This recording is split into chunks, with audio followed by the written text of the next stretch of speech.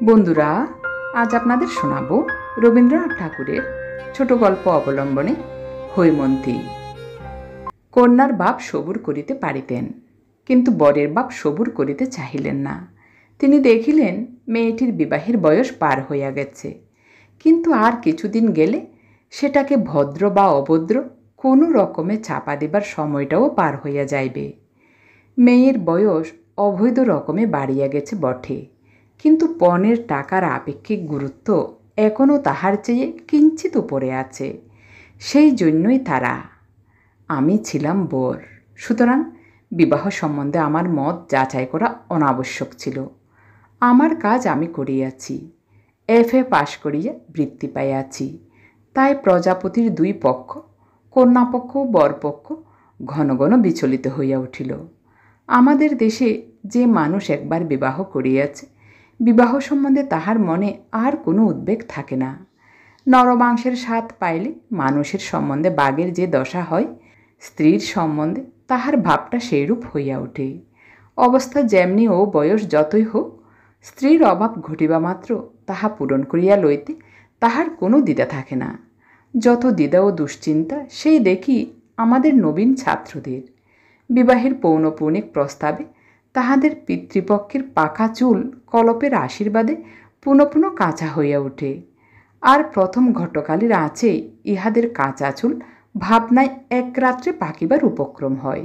সত্য বলিতেছি, আমার মনে এমন বিষম উদ্বেগ জন্মে নাই, বরঞ্চ বিবাহের কথায় আমার মনের মধ্যে যেন দক্ষিণে হাওয়া দিতে লাগিল। কৌতূহলী কল্পনার কিশলয়গুলির মধ্যে একটা যেন কানাকানি পড়িয়া গেল। যা হোক, বার্কের ফ্রেঞ্চ রেভলিউশনের নোট 5-7 খাতা মুখস্থ করিতে হইবে। তাহার পক্ষে এই ভাবটা দোষের।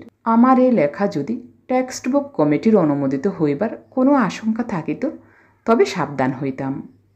কিন্তু এ কি করিতেছি? এ কি একটি গল্প যে উপন্যাস লিখিতে বসিলাম? এমন সুরে আমার লেখা শুরু হইবে একে আমি জানিতাম?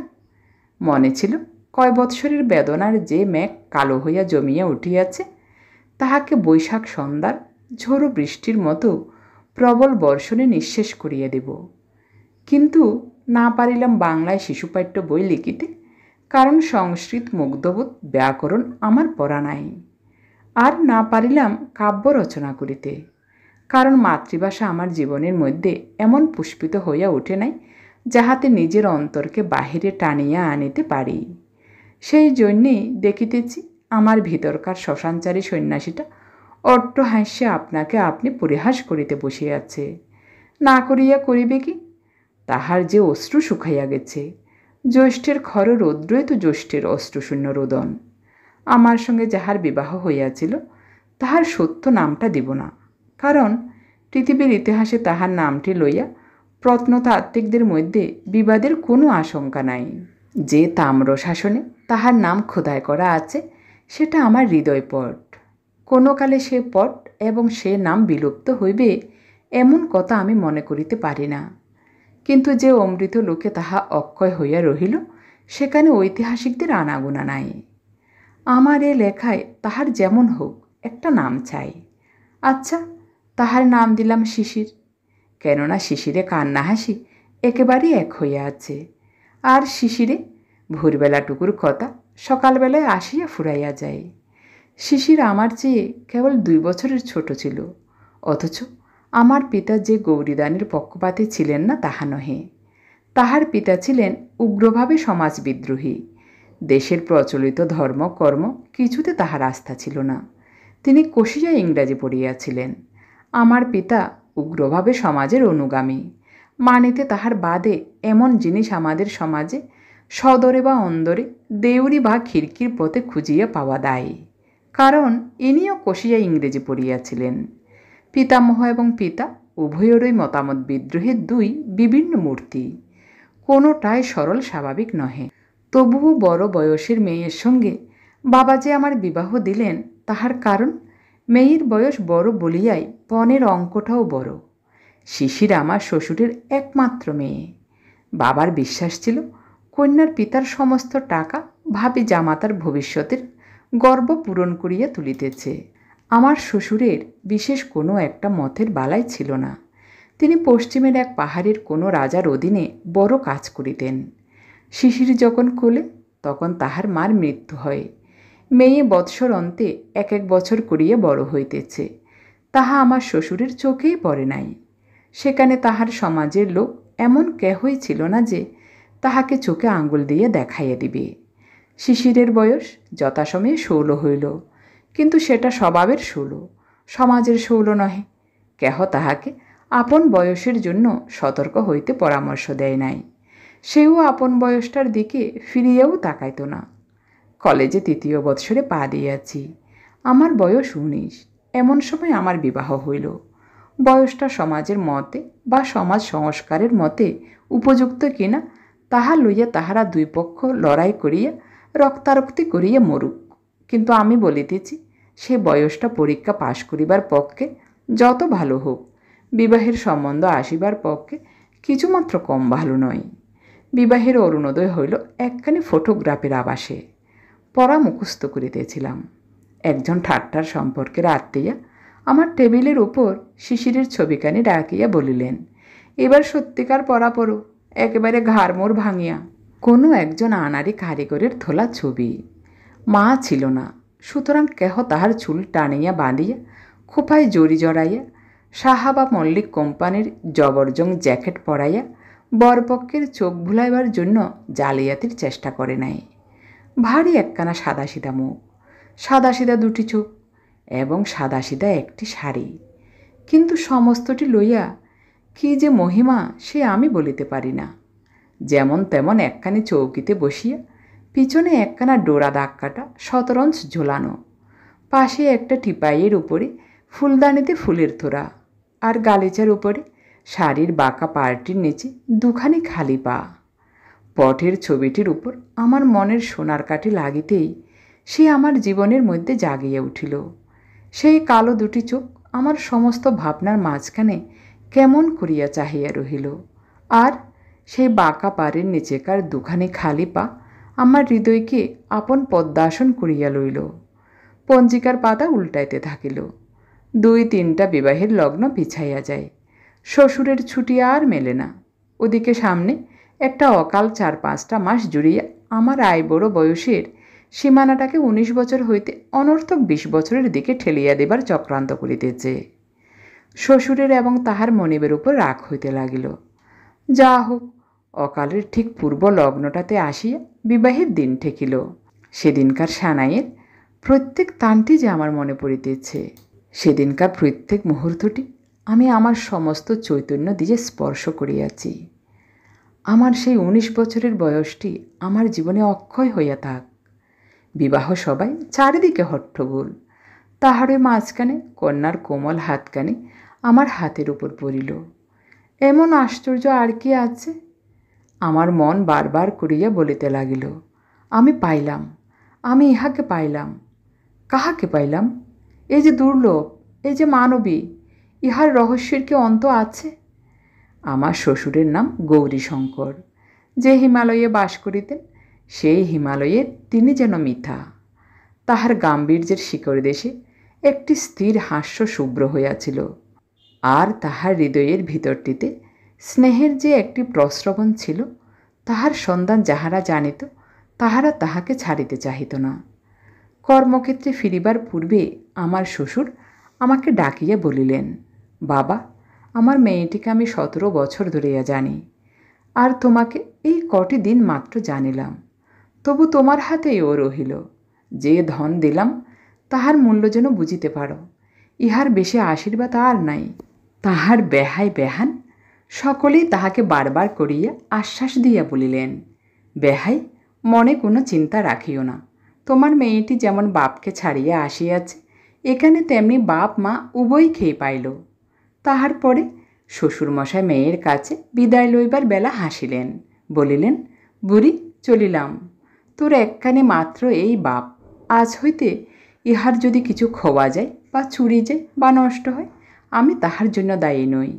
মেয়ে বলিল, তাই বই কি? কোথাও একটু যদি লোকসান হয়, তোমাকে তার ক্ষতিপূরণ করিতে হইবে। অবশেষে নিত্য তাহার যেসব বিষয়ে বিভ্রাট ঘটে, বাপকে সে সম্বন্ধে সে বারবার সতর্ক করিয়া দিল। আহার সম্বন্ধে আমার শ্বশুরের যথেষ্ট সংযম ছিল না, গুটি কয়েক অপথ্য ছিল। তাহার প্রতি তাহার বিশেষ আসক্তি। বাপকে সেই সমস্ত প্রলোভন হইতে যথাসম্ভব ঠেকাইয়া রাখা মেয়ের এক কাজ ছিল। তাই আজ সে বাপের হাত ধরিয়া উদ্বেগের সহিত বলিল, বাবা, তুমি আমার কথা রেখো, রাখবে? বাবা হাসিয়া কহিলেন, মানুষ পণ করে পণ ভাঙিয়া ফেলিয়া হাঁপ ছাড়িবার জন্য, অতএব কথা না দেওয়াই সবচেয়ে নিরাপদ। তাহার পরে বাপ চলিয়া আসিলে ঘরে কপাট পড়িল। তাহার পরে কি হইল কেহ জানে না। বাপ ও মেয়ের অশ্রুহীন বিদায় ব্যাপার পাশের ঘর হইতে কৌতূহলী অন্তঃপুরিকার দল দেখিল ও শুনিল। অবাক কাণ্ড! খোট্টার দেশে থাকিয়া খোট্টা হইয়া গেছে, মায়া মমতা একেবারে নাই। আমার শ্বশুরের বন্ধু বনমালী বাবুই আমাদের বিবাহের ঘটকালি করিয়াছিলেন। তিনি আমাদের পরিবারেরও পরিচিত। তিনি আমার শ্বশুরকে বলিয়াছিলেন, সংসারে তোমার তো ওই একটি মেয়ে, এখন ইহাদের ওই পাশে বাড়ি লইয়া এইখানে জীবনটা কাটাও। তিনি বলিলেন, যাহা দিলাম তাহা উজাড় করিয়াই দিলাম, এখন ফিরিয়া তাকাইতে গেলে দুঃখ পাইতে হইবে। অধিকার ছাড়িয়া দিয়া অধিকার রাখিতে যাইবার মতো এমন বিড়ম্বনা আর নাই। সব শেষে আমাকে নিবৃতে লইয়া গিয়া অপরাধীর মতো সসংকোচে বলিলেন, আমার মেয়েটির বই পড়িবার শখ এবং লোকজনকে খাওয়াইতে ও বড় ভালোবাসে, এই জন্য বেহাইকে বিরক্ত করিতে ইচ্ছা করি না। আমি মাঝে মাঝে তোমাকে টাকা পাঠাইব, তোমার বাবা জানিতে পারিলে কি রাগ করিবেন? প্রশ্ন শুনিয়া কিছু আশ্চর্য হইলাম। সংসারে কোনো একটা দিক হইতে অর্থ সমাগম হইলে বাবা রাগ করিবেন, তাহার মেজাজ এত খারাপ তো দেখি নাই। যেন ঘুষ দিতেছেন এমনিভাবে আমার হাতে একখানা 100 টাকার নোট গুজিয়া দিয়াই আমার শ্বশুর দ্রুত প্রস্থান করিলেন। আমার প্রণাম লইবার জন্য সবুর করিলেন না। পিছন হইতে দেখিতে পাইলাম এইবার পকেট হইতে রুমাল বাহির করিল। আমি স্তব্ধ হইয়া বসিয়া ভাবিতে লাগিলাম। মনে বুঝিলাম ইহারা অন্য জাতির মানুষ। বন্ধুদের অনেককেই তো বিবাহ করিতে দেখিলাম। মন্ত্র পড়ার সঙ্গে সঙ্গেই স্ত্রীটিকে একেবারে এক গ্রাসে গলাধঃকরণ করা হয়। পাকযন্ত্রে পৌঁছিয়া কিছুক্ষণ বাদে এই পদার্থটির নানা গুণাগুণ প্রকাশ হইতে পারে এবং ক্ষণে ক্ষণে আভ্যন্তরিক উদ্বেগ উপস্থিত হইয়াও থাকে, কিন্তু রাস্তাটুকুতে কোথাও কিছুমাত্র বাদে না। আমি কিন্তু বিবাহ সভাতেই বুঝিয়াছিলাম, দানের মন্ত্রে স্ত্রীকে যেটুকু পাওয়া যায় তাহাতে সংসার চলে, কিন্তু 15 আনা বাকি থাকিয়া যায়। আমার সন্দেহ হয় অধিকাংশ লোকে স্ত্রীকে বিবাহ মাত্র করে, পায় না এবং জানেও না যে পায় নাই। তাহাদের স্ত্রীর কাছেও আমৃত্যুকাল এ খবর ধরা পড়ে না। কিন্তু সে যে আমার সাধনার ধন ছিল, সে আমার সম্পত্তি নয়, সে আমার সম্পদ। শিশির, না, এ নামটা আর ব্যবহার করা চলিল না। কিন্তু এটা তাহার নাম নয়, তাহাতে এটা তাহার পরিচয়ও নহে। সে সূর্যের মতো ধ্রুব, সে ক্ষণজীবনী উষার বিদায়ের অশ্রুবিন্দুটি নয়। কি হইবে গোপনে রাখিয়া? তাহার আসল নাম হৈমন্তী। দেখিলাম এই 17 বছরের মেয়েটির উপরে যৌবনের সমস্ত আলো আসিয়া পড়িয়াছে, কিন্তু এখনও কৈশোরের কোল হইতে সে জাগিয়া ওঠে নাই। ঠিক যেন শৈলচূড়ার বরফের উপর সকালের আলো ঠিকরিয়া পড়িয়াছে, কিন্তু বরফ এখনও গলিল না। আমি জানি কি অকলঙ্ক শুভ্র সে, কি নিবিড় পবিত্র। আমার মনে একটা ভাবনা ছিল যে লেখাপড়া জানা বড় মেয়ে কি জানি কেমন করিয়া তাহার মন পাইতে হইবে, কিন্তু অতি অল্প দিনেই দেখিলাম মনের রাস্তার সঙ্গে বইয়ের দোকানের রাস্তার কোনো জায়গায় কোনো কাটাকাটি নাই। কবে যে তাহার সাদা মনটির উপরে একটু রং ধরিল, চোখে একটু ঘোর লাগিল, কবে যে তাহার সমস্ত শরীর মন যেন উৎসুক হইয়া উঠিল, তাহা ঠিক করিয়া বলিতে পারিব না। এ তো গেল একদিকের কথা, আবার অন্য দিকও আছে, সেটা বিস্তারিত বলিবার সময় আসিয়াছে। রাজসংসারে আমার শ্বশুরের চাকরি, ব্যাংকে যে তাহার কত টাকা জমিল সে সম্বন্ধে জনশ্রুতি নানা প্রকার অঙ্কপাত করিয়াছে, কিন্তু কোনো অঙ্কটায় লাখের নিচে নামে নাই। ইহার ফল হইয়াছিল যে তাহার পিতার দর যেমন যেমন বাড়িল, হৈমর আদরও তেমনি বাড়িতে থাকিল। আমাদের ঘরের কাজকর্ম রীতি পদ্ধতি শিখিয়া লইবার জন্য সে ব্যগ্র, কিন্তু মা তাহাকে অত্যন্ত স্নেহে কিছুতেই হাত দিতে দিলেন না। এমনকি হৈমর সঙ্গে পাহাড় হইতে যে দাসী আসিয়াছিল, যদিও তাহাকে নিজেদের ঘরে ঢুকিতে দিতেন না, তবু তাহার জাত সম্বন্ধে প্রশ্নমাত্র করিলেন না, পাছে বিশ্রী একটা উত্তর শুনিতে হয়। এমনিভাবেই দিন চলিয়া যাইতে পারিত। কিন্তু হঠাৎ একদিন বাবার মুখ ঘোর অন্ধকার দেখা গেল। ব্যাপারখানা এই, আমার বিবাহে আমার শ্বশুর 15,000 টাকা নগদ এবং 5,000 টাকার গহনা দিয়াছিলেন। বাবা তাহার এক দালাল বন্ধুর কাছে খবর পাইয়াছেন, ইহার মধ্যে 15,000 টাকায় ধার করিয়া সংগ্রহ করিতে হইয়াছে। তাহার সুদও নিতান্ত সামান্য নহে। লাখ টাকার গুজব তো একেবারেই ফাঁকি। যদিও আমার শ্বশুরের সম্পত্তির পরিমাণ সম্বন্ধে আমার বাবার সঙ্গে তাহার কোনো দিন কোনো আলোচনাই হয় নাই, তবু বাবা জানি না কোন যুক্তিতে ঠিক করিলেন তাহার বেহায় তাহাকে ইচ্ছাপূর্বক প্রবঞ্চনা করিয়াছেন। তারপরে বাবার একটা ধারণা ছিল আমার শ্বশুর রাজার প্রধানমন্ত্রী গোছের একটা কিছু। খবর লইয়া জানিলেন তিনি সেখানকার শিক্ষা বিভাগের অধ্যক্ষ। বাবা বলিলেন, অর্থাৎ স্কুলের হেডমাস্টার। সংসারে ভদ্র পদ যতগুলো আছে তাহার মধ্যে সবচেয়ে ওছা। বাবার বড় আশা ছিল শ্বশুর রাজবাদে কাল যখন কাজে অবসর লইবেন তখন আমি রাজমন্ত্রী হইব। এমন সময়ে রাস উপলক্ষে দেশের কুটুম্বরা আমাদের কলিকাতার বাড়িতে আসিয়া জমা হইলেন। কন্যাকে দেখিয়া তাহাদের মধ্যে একটা কানাকানি পড়িয়া গেল। কানাকানি ক্রমে অস্ফুট হইতে স্ফুট হইয়া উঠিল। দূর সম্পর্কের কোনো এক দিদিমা বলিয়া উঠিলেন, পোড়া কপাল আমার, নাতবউ যে বয়সে আমাকেও হার মানাইল। আরেক দিদিমা শ্রেণিয়া বলিলেন, আমাদেরই যদি হার না মানাইবে তবে অপু বাহির হইতে বউ আনিতে যাইবে কেন? আমার মা খুব জোরের সঙ্গে বলিয়া উঠিলেন, ও মা, সে কি কথা? বৌমার বয়স সবে 11 বইতো নয়।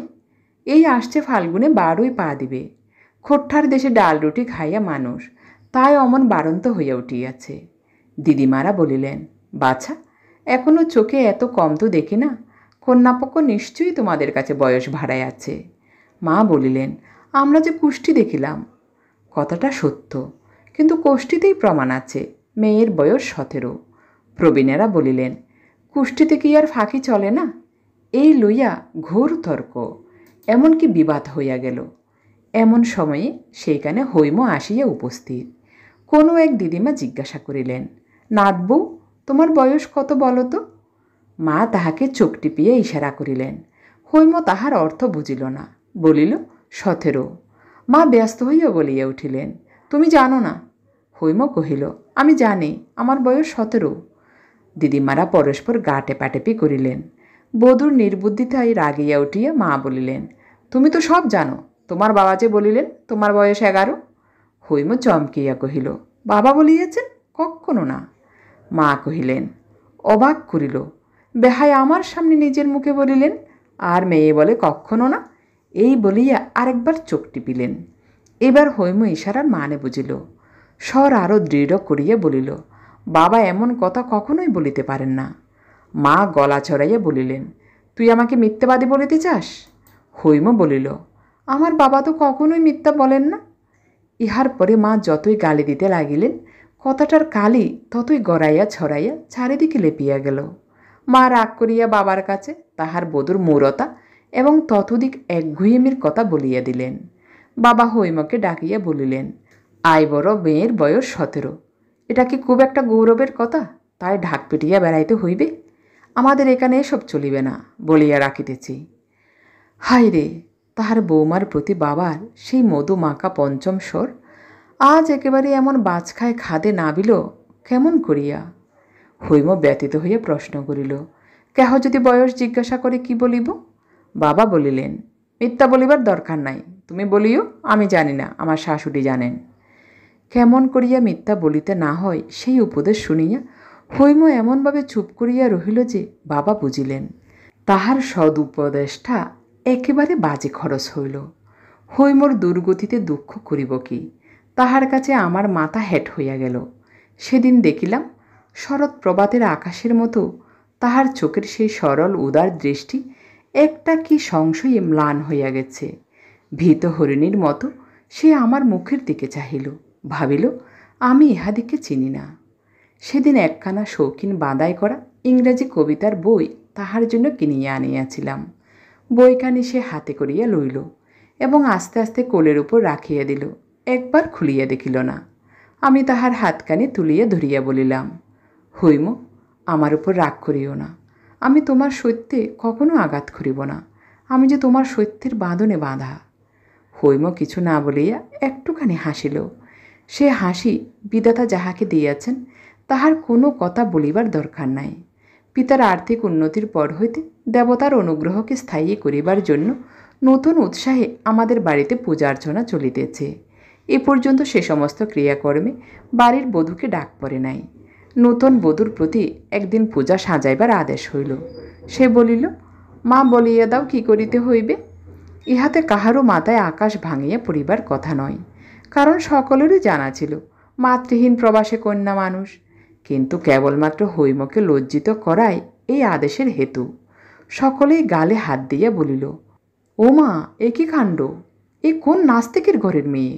এবার এই সংসার হইতে লক্ষ্মী ছাড়িল, আর দেরি নাই।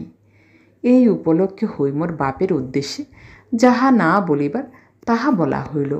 যখন হইতে কটু কথার হাওয়া দিয়াছে, হৈম একেবারে চুপ করিয়া সমস্ত সহ্য করিয়াছে। একদিনের জন্য কাহারও সামনে সে চোখের জলও ফেলে নাই। আজ তাহার বড় বড় দুই চোখ বাসাইয়া দিয়া জল পড়িতে লাগিল। সে উঠিয়া দাঁড়াইয়া বলিল, আপনারা জানেন সে দেশে আমার বাবাকে সকলে ঋষি বলে। ঋষি বলে? ভারী একটা হাসি পড়িয়া গেল। ইহার পরে তাহার পিতার উল্লেখ করিতে হইলে প্রায়ই বলা হইত, তোমার ঋষি বাবা। এই মেয়েটির সকলের চেয়ে দরদের জায়গাটি যে কোথায় তাহা আমাদের সংসার বুঝিয়া লইয়াছিল। বস্তুত আমার শ্বশুর ব্রাহ্মণও নন, খ্রিস্টানও নন, হয়তোবা নাস্তিকও না হইবেন। দেবার্চনার কথা কোনোদিন তিনি চিন্তাও করেন নাই। মেয়েকে তিনি অনেক পড়াইয়াছেন, শুনাইয়াছেন, কিন্তু কোনো দিনের জন্য দেবতা সম্বন্ধে তিনি তাহাকে কোনো উপদেশ দেন নাই। বনমালীবাবু এই লইয়া তাহাকে একবার প্রশ্ন করিয়াছিলেন। তিনি বলিয়াছিলেন, আমি যাহা বুঝি না তাহা শিখাইতে গেলে কেবল কপটতা শেখানো হইবে। অন্তঃপুরে হৈমর একটি প্রকৃত ভক্ত ছিল। সে আমার ছোট বোন নারায়ণী। বৌদিদিকে ভালোবাসে বলিয়া তাহাকে অনেক গঞ্জনা সহিতে হইয়াছিল। সংসার যাত্রায় হৈমর সমস্ত অপমানের পালা আমি তাহার কাছেই শুনিতে পাইতাম। একদিনের জন্য আমি হৈমর কাছে শুনি নাই। এসব কথা সংকোচে সে মুখে আনিতে পারিত না। সে সংকোচ নিজের জন্য নহে। হৈম তাহার বাপের কাছ হইতে যত চিঠি পাইত সমস্ত আমাকে পড়িতে দিত। চিঠিগুলি ছোট কিন্তু রসে ভরা। সেও বাপকে যত চিঠি লিখিত সমস্ত আমাকে দেখাইত। বাপের সঙ্গে তাহার সম্বন্ধটি আমার সঙ্গে ভাগ করিয়া না লইলে তাহার দাম্পত্য যে পূর্ণ হইতে পারিত না। তাহার চিঠিতে শ্বশুরবাড়ি সম্বন্ধে কোনো নালিশের ইশারাটুকুও ছিল না। থাকিলে বিপদ ঘটিতে পারিত। নারায়ণীর কাছে শুনিয়াছি, শ্বশুরবাড়ির কথা কি লেখে জানিবার জন্য মাঝে মাঝে তাহার চিঠি খোলা হইত।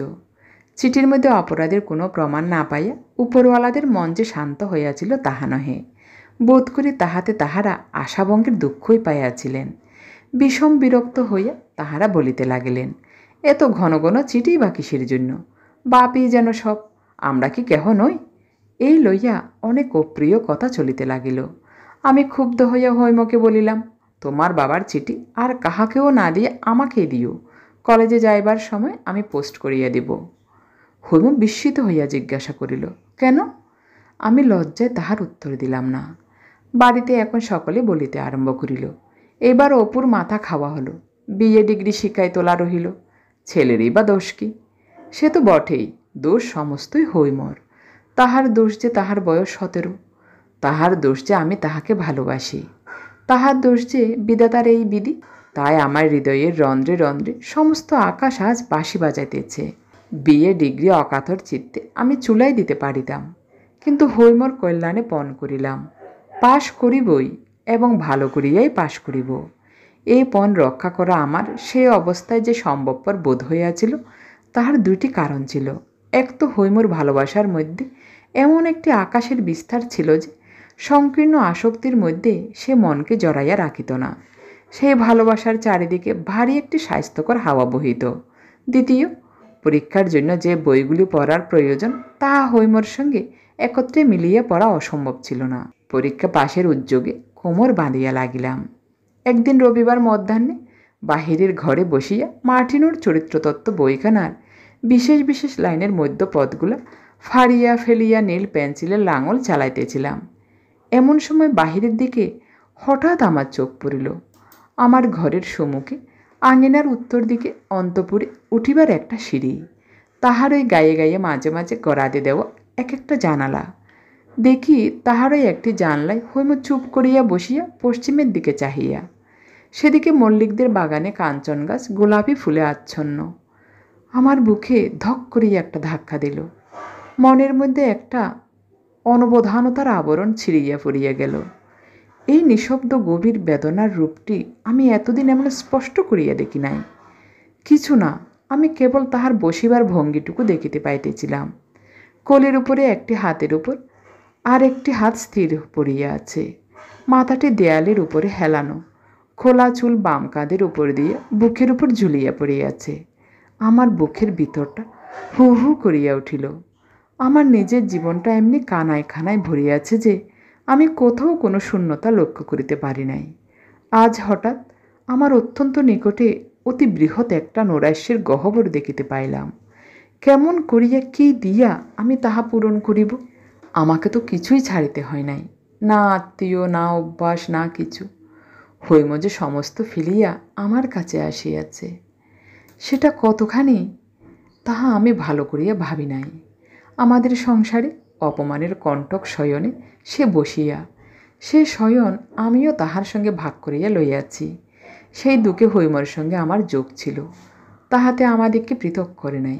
কিন্তু এই গিরিনন্দিনী 17 বৎসর কাল অন্তরে বাহিরে কত বড় একটা মুক্তির মধ্যে মানুষ হইয়াছে। কি নির্মল সত্যে এবং উদার আলোকে তাহার প্রকৃতি এমন ঋজু শুভ্র ও সবল হইয়া উঠিয়াছে। তাহা হইতে হৈম যে কিরূপ নিরতিশয় ও নিষ্ঠুরূপে বিচ্ছিন্ন হইয়াছে, এতদিন তাহা আমি সম্পূর্ণ অনুভব করিতে পারি নাই। কেননা সেখানে তাহার সঙ্গে আমার সমান আসন ছিল না। হৈম যে অন্তরে অন্তরে মুহূর্তে মুহূর্তে মরিতেছিল, তাহাকে আমি সব দিতে পারি, কিন্তু মুক্তি দিতে পারি না। তাহা আমার নিজের মধ্যে কোথায়? সেই জন্যেই কলিকাতার গলিতে ওই গোরাদের ফাঁক দিয়ে নির্বাক আকাশের সঙ্গে তাহার নির্বাক মনের কথা হয়, এবং এক একদিন রাত্রে হঠাৎ জাগিয়া উঠিয়া দেখি সে বিছানায় নাই, হাতের উপর মাথা রাখিয়া আকাশ ভরা তারার দিকে মুখ তুলিয়া ছাতে শুইয়া আছে। মার্টিনও পড়িয়া রহিল।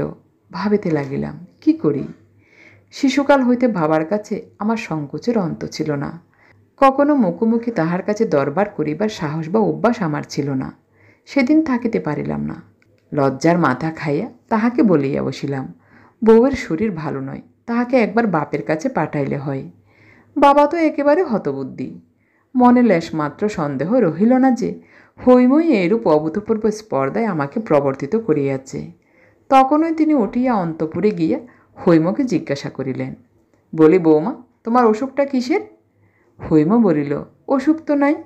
বাবা ভাবিলেন এই উত্তরটা তেজ দেখাইবার জন্য, কিন্তু হৈমর শরীরও যে দিনে দিনে শুকাইয়া যাইতেছিল, তাহা আমরা প্রতিদিনের অভ্যাস বশতই বুঝি নাই। একদিন বনমালী বাবু তাহাকে দেখিয়া চমকিয়া উঠিলেন। এ কি হৈমি, এই কেমন চেহারা তোর, অসুখ করে নাই তো? হৈম কহিল, না। এই ঘটনার দিন 10 পরেই বলা নাই কহা নাই হঠাৎ আমার শ্বশুর আসিয়া উপস্থিত। হৈমর শরীরের কথাটা নিশ্চয়ই বনমালীবাবু তাহাকে লিখিয়াছিলেন। বিবাহের পর বাপের কাছে বিদায় লইবার সময় মেয়ে আপনার অশ্রু চাপিয়া নিয়াছিল। এবার মিলনের দিন বাপ যেমনি তাহার চিবুক ধরিয়া মুখটি তুলিয়া ধরিলেন, অমনি হৈমর চোখের জল আর মানা মানিল না। বাপ একটি কথা বলিতে পারিলেন না, জিজ্ঞাসা পর্যন্ত করিলেন না, কেমন আছিস? আমার শ্বশুর তাহার মেয়ের মুখে এমন একটা কিছু দেখিয়াছিলেন যাহাতে তাহার বুক ফাটিয়া গেল। হৈম বাবার হাত ধরিয়া তাহাকে শোবার ঘরে লইয়া গেল। অনেক কথা যে জিজ্ঞাসা করিবার আছে। তাহার বাবারও যে শরীর ভালো দেখাইতেছে না। বাবা জিজ্ঞাসা করিলেন, বুড়ি আমার সঙ্গে যাবি? হৈম কাঙালের মতো বলিয়া উঠিল, যাব। বাপ বলিলেন, আচ্ছা, সব ঠিক করিতেছি। শ্বশুর যদি অত্যন্ত উদ্বিগ্ন হইয়া না থাকিতেন, তাহা হইলে এ বাড়িতে ঢুকিয়াই বুঝিতে পারিতেন এখানে তাহার আর সেদিন নাই। হঠাৎ তাহার আবির্ভাবকে উপদ্রব মনে করিয়া বাবা তো ভালো করিয়া কথাই কহিলেন না। আমার শ্বশুরের মনে ছিল তাহার বেহাই একদা তাহাকে বারবার করিয়া আশ্বাস দিয়াছিলেন যে যখন তাহার খুশি মেয়েকে তিনি বাড়ি লইয়া যাইতে পারিবেন। এ সত্যের অন্যতা হইতে পারে সে কথা তিনি মনেও আনিতে পারেন নাই। বাবা তামাক টানিতে টানিতে বলিলেন, বেহাই, আমি তো কিছু বলিতে পারি না, একবার তাহলে বাড়ির মধ্যে। বাড়ির মধ্যের উপর বরাত দেওয়ার অর্থ কি আমার জানা ছিল। বুঝিলাম কিছু হইবে না, কিছু হইলও না। বৌমার শরীর ভালো নাই, এত বড় অন্যায় অপবাদ। শ্বশুর মশাই স্বয়ং একজন ভালো ডাক্তার আনিয়া পরীক্ষা করাইলেন। ডাক্তার বলিলেন বায়ু পরিবর্তন আবশ্যক, নহিলে হঠাৎ একটা শক্ত ব্যায়ামও হইতে পারে। বাবা হাসিয়া কহিলেন, হঠাৎ একটা শক্ত ব্যায়ামও তো সকলেরই হইতে পারে, এটা কি আবার একটা কথা? আমার শ্বশুর কহিলেন, জানেন তো উনি একজন প্রসিদ্ধ ডাক্তার, উহার কথাটা কি? বাবা কহিলেন, অমন ঢের ডাক্তার দেখিয়াছি, দক্ষিণার জুড়ে সকল পণ্ডিতের কাছে সব বিধান মেলে এবং সকল ডাক্তারেরই কাছে সব রোগের সার্টিফিকেট পাওয়া যায়। এই কথাটা শুনিয়ে আমার শ্বশুর একেবারে স্তব্ধ হইয়া গেলেন। হৈম বুঝিল তাহার বাবার প্রস্তাব অপমানের সহিত অগ্রাহ্য হইয়াছে। তাহার মনে একেবারে কাঠ হইয়া গেল। আমি আর সহিতে পারিলাম না। বাবার কাছে গিয়া বলিলাম, হৈমকে আমি লইয়া যাইব। বাবা গর্জিয়া উঠিলেন, বটে রে, ইত্যাদি ইত্যাদি। বন্ধুরা কেহ কেহ আমাকে জিজ্ঞাসা করিয়াছেন। যাহা বলিলাম তাহা করিলাম না কেন? স্ত্রীকে লইয়া জোর করিয়া বাহির হইয়া গেলেই তো হইত, গেলাম না কেন? কেন? যদি লোকধর্মের কাছে সত্য ধর্মকে না ঠেলিব, যদি ঘরের কাছে ঘরের মানুষকে বলি দিতে না পারিব, তবে আমার রক্তের মধ্যে বহু যুগের যে শিক্ষা তাহা কি করিতে আছে জানো তোমরা? যেদিন অযোধ্যার লোকেরা সীতাকে বিসর্জন দিবার দাবি করিয়াছিল, তাহার মধ্যে আমিও যে ছিলাম। আর সেই বিসর্জনের গৌরবের কথা যুগে যুগে যাহারা গান করিয়া আসিয়াছে, আমিও যে তাহাদের মধ্যে একজন। আর আমিই তো সেদিন লোকরঞ্জনের জন্য স্ত্রী পরিত্যাগের গুণ বর্ণনা করিয়া মাসিক পত্রে প্রবন্ধ লিখিয়াছি। বুকের রক্ত দিয়া আমাকে যে একদিন দ্বিতীয় সীতা বিসর্জনের কাহিনী লিখিতে হইবে সে কথা কে জানিত? পিতায় কন্যায় আরেকবার বিদায়ের ক্ষণ উপস্থিত হইল। এই বাড়িও দুজনেরই মুখে হাসি। কন্যা হাসিতে হাসিতেই ভৎসনা করিয়া বলিল, বাবা, আর যদি কখনো তুমি আমাকে দেখিবার জন্য এমন ছুটাছুটি করিয়া এ বাড়িতে আসো, তবে আমি ঘরে কপাট দিব। বাপ হাসিতে হাসিতেই বলিলেন, ফের যদি আসি তবে শীতকাঠি সঙ্গে করিয়াই আসিব। ইহার পরে হৈমর মুখে তাহার চিরদিনের সেই স্নিগ্ধ হাসিটুকু আর একদিনের জন্যও দেখি নাই। তাহারও পরে কি হইল সে কথা আর বলিতে পারিব না। শুনিতেছি মা পাত্রী সন্ধান করিতেছেন। হয়তো একদিন মার অনুরোধ অগ্রাহ্য করিতে পারিব না, ইহাও সম্ভব হইতে পারে। কারণ থাক, আর কাজ কি?